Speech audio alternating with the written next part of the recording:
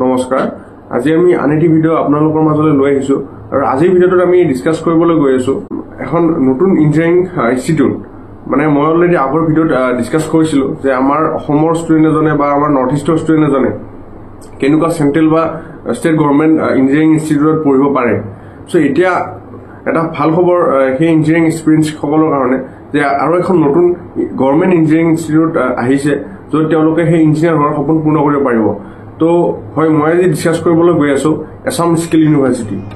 এতিয়া এই আসাম স্কিল ইউনিভাৰ্চিটিৰ ওপৰত কিছু আমি বলা ডিসকাশন কৰো সো এটা তোমালোকে গম পোৱা কি এই ইঞ্জিনিয়াৰিং কোৰ্सेस তেওঁলোকে নতুনকৈ লঞ্চ কৰিলে য'ত তোমালোকে ইঞ্জিনিয়াৰ হোৱাৰ সপোন দেখিব পাৰিবা আৰু পূৰণ কৰিব পাৰিবা এতিয়া এই আসাম স্কিল ইউনিভাৰ্চিটি কি হয় প্ৰথমে এইটো আমি জনাটো খুবেই প্ৰয়োজন সো আজি বাকি ইউনিভাৰ্চিটিটো আমাৰ অসমত বহুতখিনি আছে প্ৰাইভেটে হওক গভৰ্ণমেণ্টত এতিয়া আসাম স্কিল ইউনিভাৰ্চিটি এটা এনেকুৱা ইনিচিয়েটিভ আমাৰ অসমৰ কাৰণ এটা য'ত মানুহবিলাকক আমি স্কিলৰ ওপৰত গুৰুত্ব দিয়া হয় কাৰণ কি হয় এতিয়া এজ এ মই নিজৰ এজন ইঞ্জিনিয়াৰিং ষ্টুডেন্ট হয় তো আমি এটা বস্তু এনেকুৱা দেখিব পাৰো যে আমাৰ যেটো মানে ইনষ্টিটিউটখনত যেটো ইঞ্জিনিয়াৰিংৰ নলেজ আমাক দিয়া হয়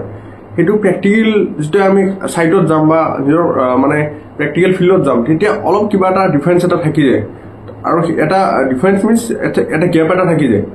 আৰু সেই গ্যাপটোৰ কাৰণে বহুতে হয়তো এটা ষ্ট্ৰাগল কৰিব লগা হৈ যায় কেতিয়াবা কিছুমান ক্ষেত্ৰত আৰু কেতিয়াবা কি হয় যে সেই গ্যাপটো পূৰণ কৰাৰ কাৰণে তেওঁলোকে বেলেগ ধৰণৰ কোৰ্স কৰিব লগা হৈ যায় তো এতিয়া আসাম স্কিল ইউনিভাৰ্চিটি কি কৰিছে তেওঁলোকে যিখিনি তেওঁলোকৰ কোৰ্স সেইখিনি ফুললি প্ৰ্যাকটিক্যাল ওৰিয়েন্টেড কৰিছে মানে তোমাৰ যিখিনি নলেজ আছে এটা প্ৰ্যাকটিক্যালি হেতু কেনেকৈ এপ্লাই কৰা হেতুৰ ওপৰত তেওঁলোকে এটা মানে ভিজুৱেলাইজ কৰি দাও ফোকাস কৰিছে বস্তুটো এতিয়া আমাৰ এনেকুৱা হয়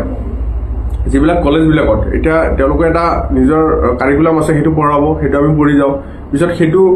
যেতিয়া প্ৰ্যাকটিক্যাল ফিল্ডত যাও তেতিয়া তাক এপ্লাই কেনেকৈ কৰো বা মানে কি কি প্ৰসিডিউৰছ আছে সেইখিনি অলপ জনাত কিছু কেতিয়াবা কষ্ট হয় আৰু তাৰ কাৰণে এখন নতুনকৈ ইন্টাৰ্নশ্বিপ কৰিব লাগে এনেকুৱা বহুত কিবা আহি যায় এতিয়া আসাম স্কিল ইউনিভাৰ্চিটি কি কৰিছে তেওঁলোকে আমাৰ মাৰ্কেটত যিবিলাক প্ৰ্যাকটিক্যালি সেই ইঞ্জিনিয়াৰিং ফিল্ডৰ যিবিলাক কোম্পানী সেইবিলাকৰ লগত তেওঁলোকে কলেব কৰিছে কৰি কিনে ডাইৰেক্ট ষ্টুডেণ্টখিনিক নলেজ দিব আৰু প্ৰ্যাকটিক্যাল ফিল্ডত কামত কৰাব সো দ্যাট ষ্টুডেণ্টখিনি স্কিল হয় মানে ষ্টুডেণ্টখিনিক স্কিল হোৱাৰ গুৰুত্ব দিছে আৰু মই কৈ দিওঁ এনেকুৱা নহয় যে কোনো বেলেগ এখন ইঞ্জিনিয়াৰিং ইনষ্টিটিউটত পঢ়িলে তুমি স্কিল নহবা স্কিল হবা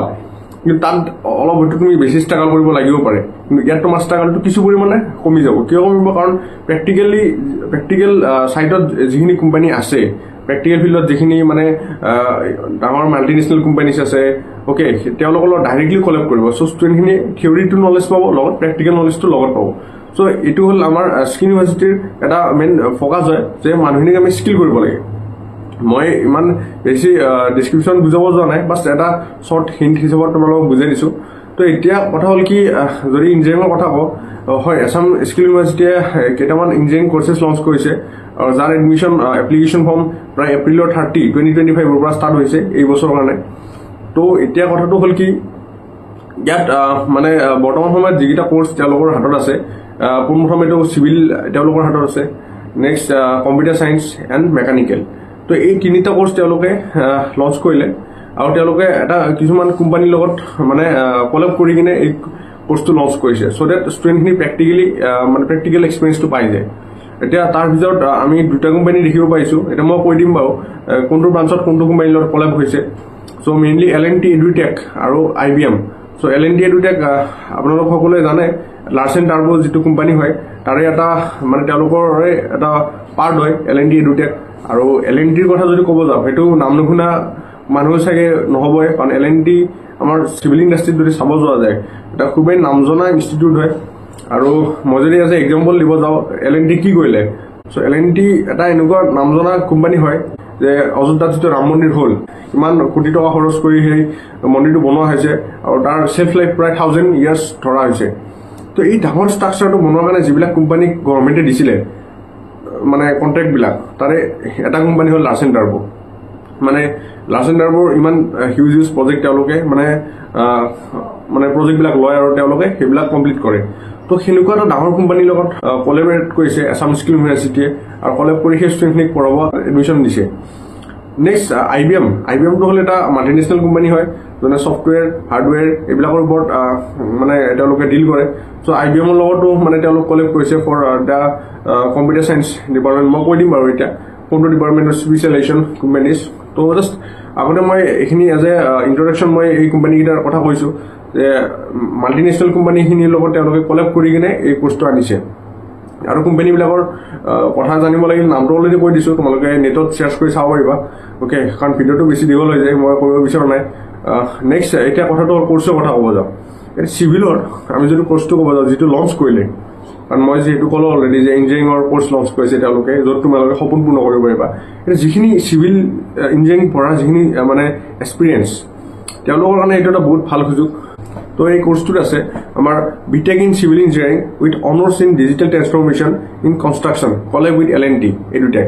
মানে তেওঁলোকে কি হয় বিটেক চিভিল ইঞ্জিনিয়াৰিঙত ডিপাৰ্টমেণ্টত চিভিল ইঞ্জিনিয়াৰিং ডিপাৰ্টমেণ্ট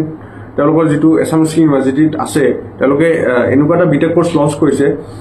য'ত মানে আমাৰ ডিজিটেল ট্ৰেন্সফৰ্মেশ্যন ইন কনষ্ট্ৰাকশ্যনত অনাৰ্ছ কৰি কিনে তেওঁলোকে ষ্টুডেণ্টজনে মানে পাছ আউট হ'ব পাৰিব আৰু সেই গোটেই কোৰ্চটোত L&T এই দুটাকে মানে লগত কলেব কৰিছে তোমালোকে স্ক্ৰীণত দেখাব পাইছা প্ৰায় ইয়াত ষ্টুডেণ্ট 30টা ষ্টুডেণ্ট হ'ব আৰু ইয়াত এণ্ট্ৰেন্সৰ কাৰণে মানে আমাৰ CW আৰু তেওঁলোকৰ নিজা যিটো engineering exam okay Assam skill university এটা নিজা ইঞ্জিনিয়াৰিং এণ্ট্ৰেন্স টেষ্ট পাতিব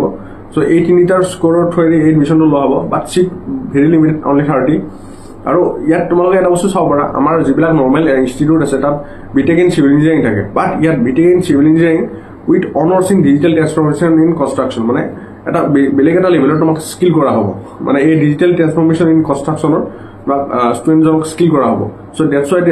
তেওঁলোকে L&T কলেক্ট কৰিছে এতিয়া ষ্টুডেণ্টখিনি থিয়ৰিটিকেল নলেজো পাব লগত প্ৰেক্টিকেলো পাব নেক্সট আহিল কম্পিউটাৰ চায়েন্সৰ কথা যদি মই কওঁ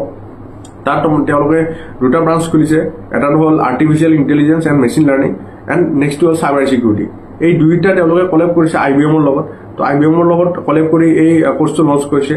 আৰু এই দুইটা কোৰ্চৰ 30 চিটছ আছে অ'কে আৰু ইঞ্জিনিয়াৰিং এণ্ট্ৰেন্স এক্সাম যিটো চিভিলৰ কাৰণে মই ক'লো এইমাত্ৰ একে হ'ব JW CW বা তেওঁলোকৰ যিটো ইঞ্জিনিয়াৰিং এণ্ট্ৰেন্স এক্সাম নিজাকৈ ববীয়াকৈ পাতে সেই তিনিটাৰ থ্ৰুৰে এডমিশ্যনটো হ'ব নেক্সট তোমাৰ আহিব এবাৰ মেকানিকেল ডিপাৰ্টমেণ্টৰ যদি কওঁ তাত তেওঁলোকে ডাইৰেক্টলি বিটেকটো অপেন কৰা নাই তেওঁলোকে এটা ইণ্টিগ্ৰেটেড বিটেক খুলিছে অ'কে চ' এই ইণ্টিগ্ৰেটেড বিটেকটো হ'ল এনেকুৱা সেইটো 6 ইয়াৰ্ছৰ কৰি যাব তাত ডিপ্ল'মা প্লাছ বিটেক দুইটা হ'ব তো ষ্টুডেণ্টখিনি আৰু বেলেগকৈ তোমাৰ হায়াৰ ছেকেণ্ডেৰী পঢ়িব নহ'লে হ'ব আফটাৰ ক্লাছ 10 তেওঁলোকে ডাইৰেক্টলি জইন কৰিব পাৰিব তাত তেওঁলোকৰ ডিপ্ল'মাখনো হ'ব মেকানিকেলো হ'ব তো 6 ইয়াৰ্ছত তেওঁলোকে দুইটা কোৰ্চ কমপ্লিট কৰি আহিব পাৰিব সেইকাৰণে নামটো ইণ্টিগ্ৰেটেড আৰু এওঁলোকৰ কোৰ্চটোৰ নাম হ'ল যে integrated BTech in mechanical engineering in specialisation in CAD and CAM মানে CAD মানে হ'ল কম্পিউটাৰ এইডেড ডিজাইন আৰু CAM মানে হ'ল কম্পিউটাৰ এইডেড মেচিন তো এই দুইটাৰ ওপৰত স্পেচিয়েলাইজ কৰি এই কোৰ্চটো লঞ্চ কৰিছে আৰু তেওঁলোকে কলেব কৰিছে L&T এডুটেক অ'কে IBM আৰু L&T এডুটেক এই দুইটা খুবেই নামজনা ইণ্ডাষ্ট্ৰি হয় তো ইহঁতৰ লগত কলেব কৰি ষ্টুডেণ্টখিনিক তেওঁলোকে এডমিশ্যন দিব আৰু পঢ়াব চ' থিয়ৰিটিকেল প্লাছ প্ৰেক্টিকেল নলেজ গোটেইখিনি দিব তো মানে তেওঁলোকে যিখিনি পদক্ষেপ লৈছে যে ল'ৰা ছোৱালীখিনিক স্কিল কৰাৰ কাৰণে তেওঁলোকে গুৰুত্ব দিছে